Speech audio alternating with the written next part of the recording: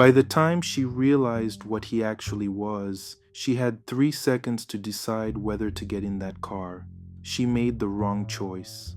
Look, I'm gonna tell you about Samantha, and I need you to stay with me on this one, because every woman I know has either been Samantha or knows a Samantha or is about to become Samantha if someone doesn't say something.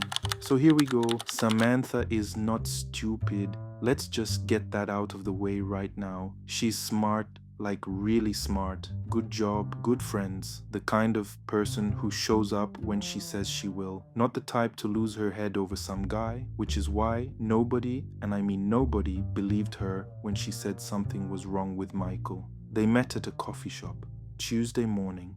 He's reading this book she loves. They start talking, and by the end of it, she's got his number and he's got hers.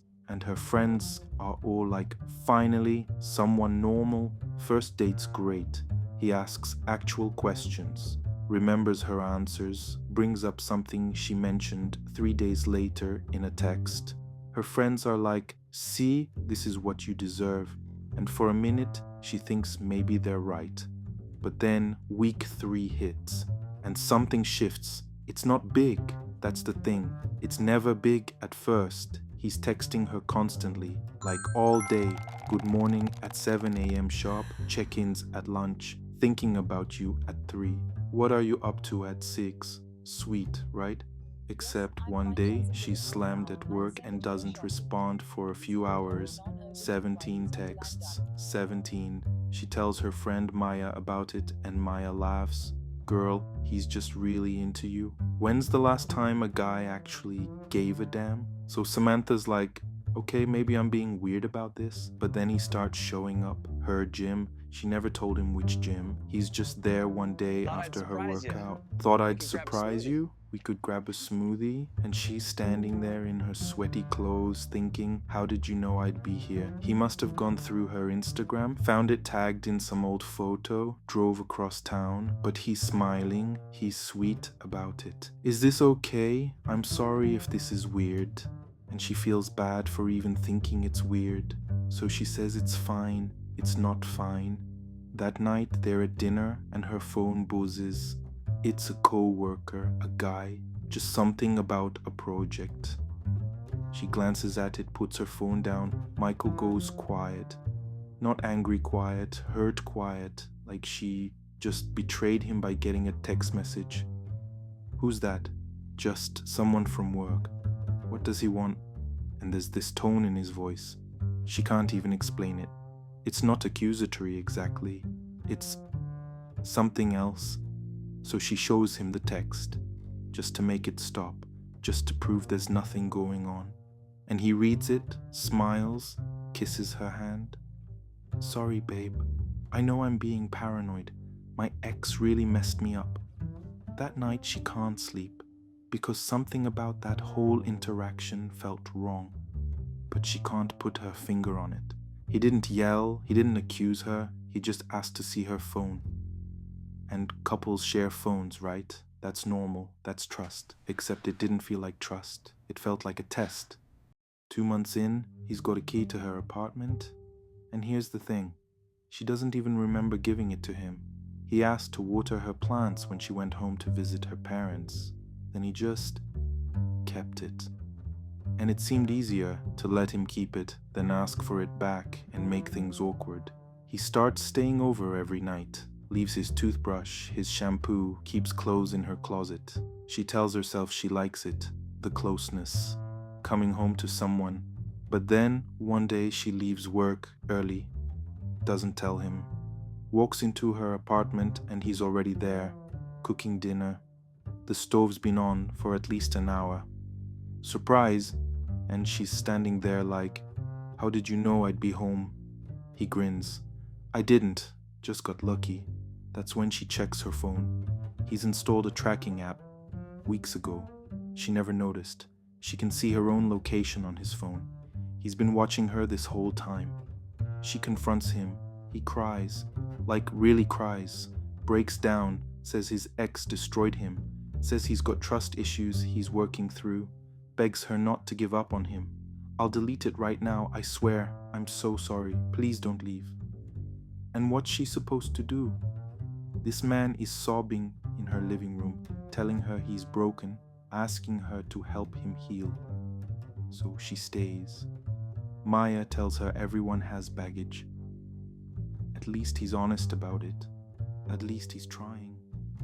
But Samantha's gut is screaming at her now, every day, every interaction. Something is wrong. Month 3, he starts making little comments about her clothes. You're wearing that to work? About her friends? I don't know. I feel like Maya kind of talks down to you. Have you noticed that? About her job. You're way too smart to be working for people who don't appreciate you. Always followed by, I'm just being honest. I care about you. Everyone else just tells you what you want to hear.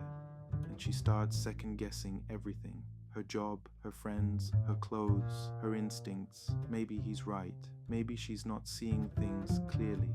Then one Friday, she tells him she's having dinner with her friends, just the girls. He says fine, tells her to have fun. An hour in, the texts start.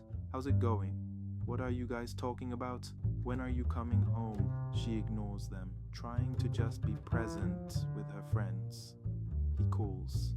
She doesn't answer. He calls again and again and again. Maya's looking at her now. Is he okay? Samantha steps outside to call him back. Where are you? His voice is tight, sharp. I'm at dinner, I told you. Where exactly? Michael, what's going on? Just tell me where you are. And then she sees him, standing across the street, staring right at her. I'm not kidding. He followed her, tracked her phone, drove to the restaurant, and is just standing there watching. He hangs up, walks over, smiling. You weren't answering. I got worried. Her whole body goes cold. Her friends think it's sweet when he comes inside. Oh, he just wanted to make sure you were safe. But Samantha knows this isn't love. This is control. She goes home alone that night, tells him she needs space. He says okay. The texts don't stop. The calls don't stop. He shows up at her office, at her gym, at her usual coffee shop, always with the same line. I just want to talk. She tells Maya everything, the tracking, the following, how scared she is. Maya's face goes white. Oh my God, Samantha, you need to end this, like right now. So she does, or she tries to. She tells him it's over. He begs, cries, says he'll change. When that doesn't work, he gets mean. You're throwing away the best thing that ever happened to you. No one's ever gonna love you the way I do. And when that doesn't work, he goes quiet. And that's worse, because now things are disappearing from her apartment. Jewelry, photos, a sweater he bought her. He still has a key. She changes her locks. He shows up an hour later, pounding on her door. Why would you do that? Why don't you trust me? She calls the cops. They say unless he threatens her, there's nothing they can do. And he's too smart to threaten her. For weeks he's everywhere, not breaking any laws, just there on her street, near her work, at her grocery store, always far enough away to say it's a coincidence. Her friends help her document everything, texts, photos, timestamps. She files for a restraining order, gets it. He violates it twice in the first week. Second time, he gets arrested, spends a night in jail. That's when it stops. Not because he changed, because he finally realized she had proof. Took 6 months before Samantha felt safe leaving her apartment. 6 months of looking over her shoulder every time she walked to her car. But here's what she told me after. Week 3, her gut was screaming at her to run. She didn't listen because her friends said she was overreacting, because he hadn't technically done anything that bad, because she thought maybe intense just meant he really cared. Cost her 6 months of peace. So let me tell you what I wish someone had told her. If your gut says run, you run. You don't wait for proof. You don't wait for permission. You don't wait for your friends to see it. Because here's the thing about guys like Michael. They're good at this. They know how to make you doubt yourself. They know how to make everyone else think you're crazy. crazy. They isolate you so slowly you don't even notice until you're completely alone.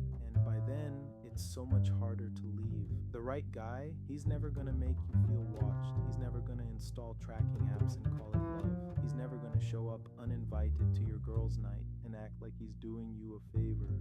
Real love doesn't feel like surveillance. It doesn't make you explain every text. It doesn't make you afraid to go out with your friends. And if someone makes you feel crazy for wanting boundaries, that's not confusion, that's clarity. Your gut isn't overreacting. Your gut is the only thing that's actually paying attention. So listen to it. Even when everyone else tells you you're wrong, especially then. Because Samantha got out, but barely. And only because she finally trusted herself more than she trusted everyone else's opinion of him. Don't wait that long. The moment something feels off, it probably is. And you don't owe anyone an explanation for protecting yourself, not your friends, not your family, and definitely not him.